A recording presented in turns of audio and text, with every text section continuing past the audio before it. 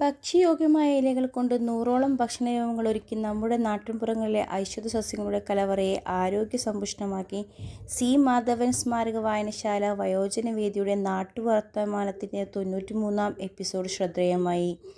ഷവർമ്മയും fast ഫുഡും പുതിയ ഭക്ഷണ സംസ്കാരമായി നമ്മുടെ ആരോഗ്യത്തെ തകർക്കുന്ന ഈ കാലത്ത് വയോജനങ്ങൾ ഭക്ഷ്യയോഗ്യമായ ഇലകൾ കൊണ്ടുണ്ടാക്കിയ കട്ട്ലറ്റും ലഡുവും ബോണ്ടയും പായസവും പക്കുവടയും ജ്യൂസും കേക്കുമെല്ലാം ബാലവേദി കൂട്ടുകാർക്ക് പുതിയ രുചി അനുഭവങ്ങൾ പകർന്നു. Kolad junior basic school, Pinarayi west basic UP school എന്നിവിടങ്ങളിലെ വിദ്യാർത്ഥികൾ ഇലവിഭവങ്ങളുടെ പ്രദർശനങ്ങൾ കാണാൻ വായനശാലയിലെത്തി. ഔഷധ സസ്യങ്ങളായ ഇലകളെക്കുറിച്ച് റിട്ടയർഡ് കൃഷി ഓഫീസർ പത്മനാഭൻ ചിറ്റാരിപ്പറമ്പ് ക്ലാസ് എടുത്തു.